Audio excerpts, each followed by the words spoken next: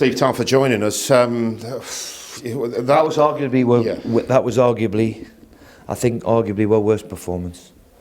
We've made so many mistakes, particularly in the first half, defensively, where we've made such hard work of it. We haven't started. They've scored after a minute. We've got ourselves back into it, and lo and behold, we've just done exactly the same thing. And when you make mistakes and don't defend properly and don't have a resilience about you, then you're going to have afternoons like this in the Premier League, and that's not like us, because we've seen it for the last 9 months, 10 months.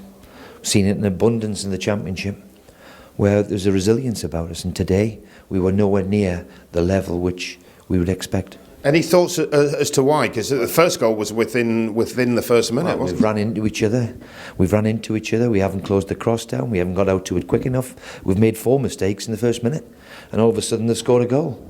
So, and I think that epitomised the whole first half. We made too many mistakes, especially defensively. We looked nervous and energy for some reason.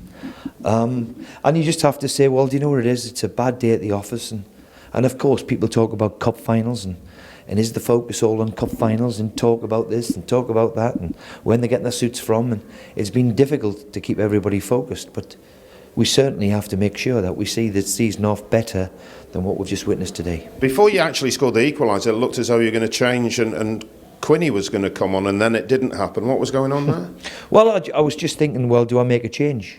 Do I make a change quickly enough to try and change this? Because, we didn't stay on the ball, we didn't pass it well enough, we were all over the place, and that's why I was contemplating the change just then. We've got back into the game. Tom's obviously seen Rossignol and worked a free kick, and we've got ourselves back in the game. And just when we're just giving ourselves a foothold, we've made elementary mistakes again. And I keep saying it, at this level, you can't make mistakes like we made today and play with an openness like we played today. It's somewhere like Villa Park. Did you have a go at them at half-time? Burnsy, I think you know me better than that now. Okay. What's said in dressing rooms will always stay, but there was a few harsh words, yes, that's for sure. Rossignol's goal, was it his goal? Let's just clarify that, or was it an OG? I've only seen it. It looked as if it was an OG from me, or was it Jelavic got a touch? I'm not too quite sure, but we got back into it. That was the disappointing thing. Just when we got back into it, give ourselves a chance. We've conceded 2 just before half-time, which was crazy. To compound things, Chester goes off injured. What's the story there? It looks as if he's done his hamstring, which he did up in Newcastle way back in September or whatever it was. It's obviously a big blow to us, and it would be, well, we're not going to rule him out of anything, but it looks for him to come off and limp off like that for a hamstring, then it doesn't look very good. Same one as at Newcastle. Yeah. Right, Yeah. Okay. So you're thinking that's him for the season, really, aren't you? I would be amazed if he made a comeback, which is cruel on him, really, really cruel. But Aluko, unfortunately, went over a divot on the training ground on Friday morning.